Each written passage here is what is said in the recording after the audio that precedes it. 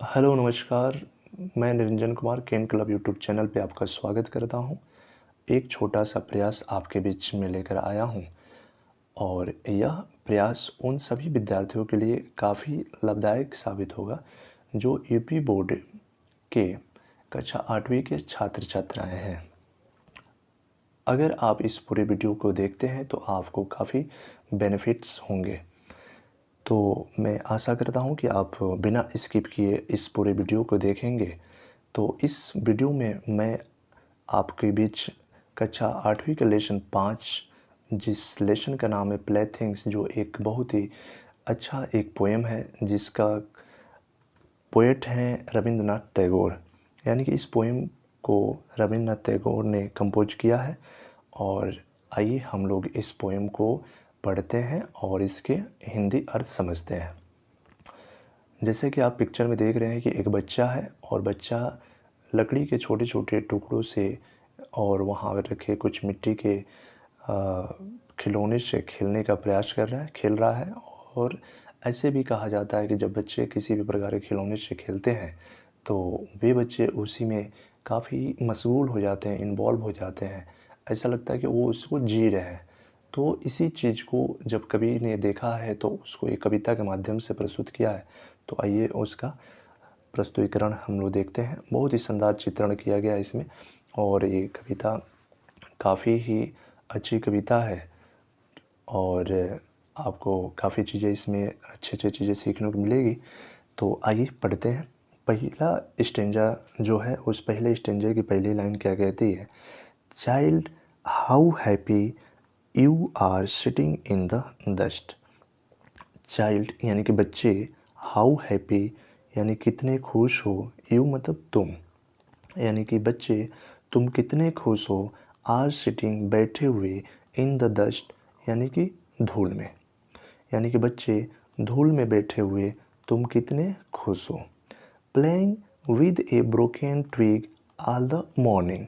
Playing खेलते हुए, with a broken twig यानी टूटे हुए टहनियों के साथ, ऑल द मॉर्निंग यानी सुबह से, यानी कि सुबह से टूटे हुए टहनियों के साथ खेलते हुए और धूल में बैठे हुए तुम कितने खुश हो।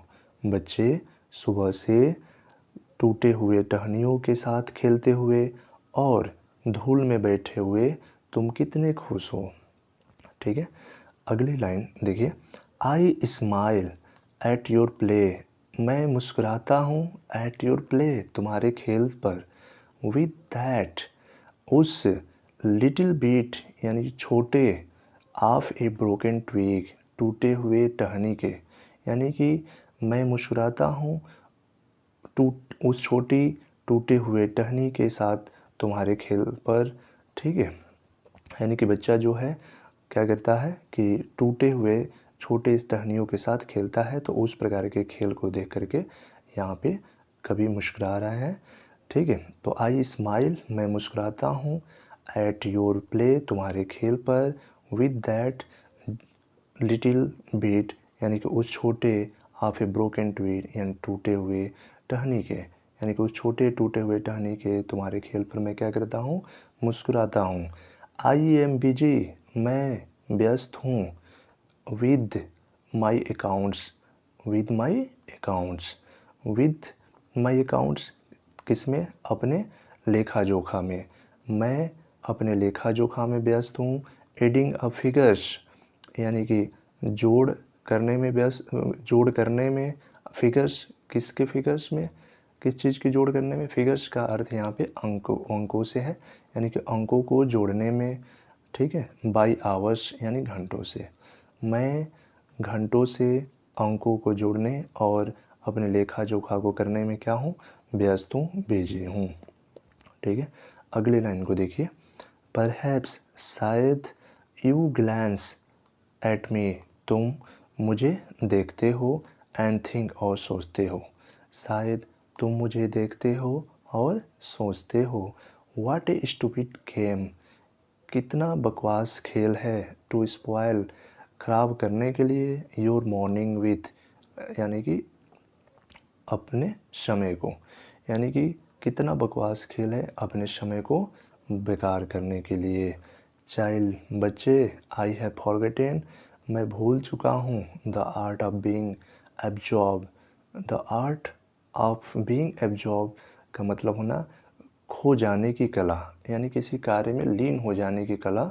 ठीक है, तो यहाँ पे कभी कहते हैं चाइल्ड बच्चे, आई हैव फॉरगेटेन मैं भूल चुका हूँ, the art of being absorb खो जाने की कला, इन स्टिक्स डंडियों में, and mud pies, mud pies किसमें, जो मिट्टी की ढेल है उसमें। यहाँ मड पाइज का मतलब है कि जैसे कि छोटे बच्चे जो होते हैं वो मिट्टी को थोड़ा गीला करके उससे अलग अलग प्रकार के खिलौने बनाते हैं और उसी प्रकार के खिलौने से क्या कर रहे होते हैं, खेल रहे होते हैं।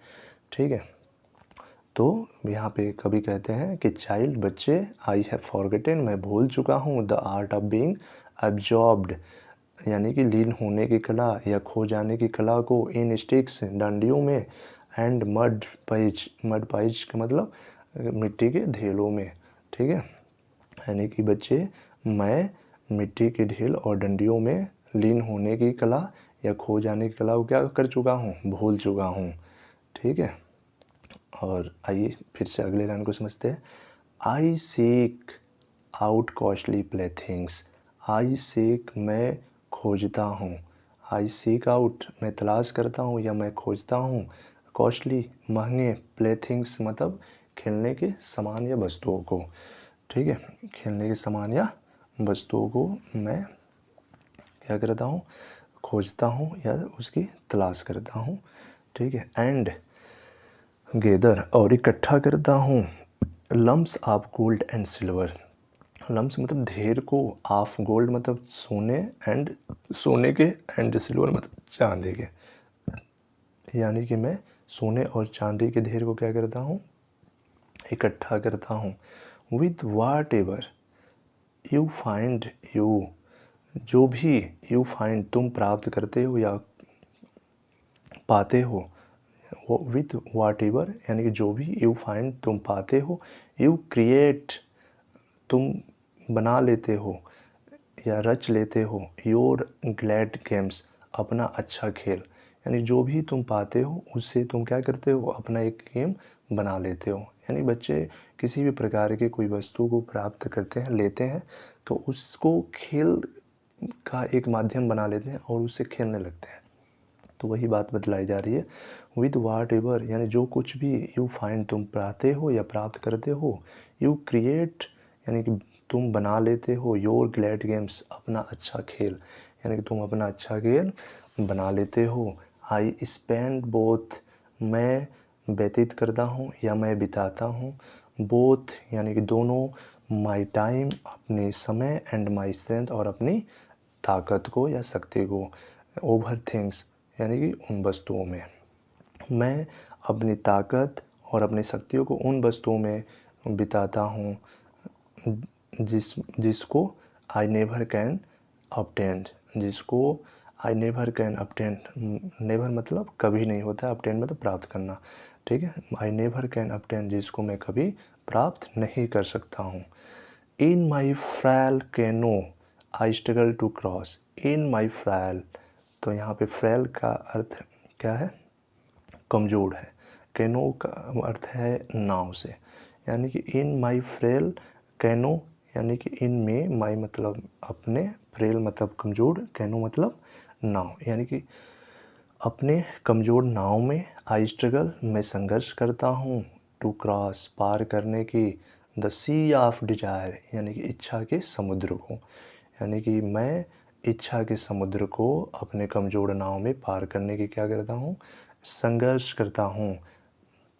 ठीक है, इन माई फ्रेल कैनो, इन माई फ्रेल कैनो अपनी कमज़ोर नाव में, आई स्ट्रगल मैं संघर्ष करता हूँ, टू क्रॉस पार करने की, द सी ऑफ डिजायर यानी इच्छा के समुद्र को, मैं अपने कमज़ोर नाव में इच्छा के समुद्र को पार करने की क्या करता हूँ, संघर्ष करता हूँ। एंड और फॉरगेट भूल चुका हूँ, एंड और फॉरगेट मतलब भूलना होता है, फॉरगेट भूल चुका हूँ, डैट की और मैं भूल चुका हूँ कि, आई टू मैं भी, एम प्लेइंग खेल ही रहा हूँ ए गेम, यानी गेम, ए गेम मतलब खेल, यानी कि मैं भी एक खेल ही क्या कर रहा हूँ, खेल रहा हूँ। मैं भूल चुका हूँ कि मैं भी एक खेल ही खेल रहा हूँ। ठीक है, तो इस प्रकार से इस कविता में रविंद्रनाथ टैगोर जी ने एक बच्चे के खेल रहे गेम के बारे में बतलाए हैं। मैं आशा करता हूँ कि आपको समझ में आया हो। धन्यवाद।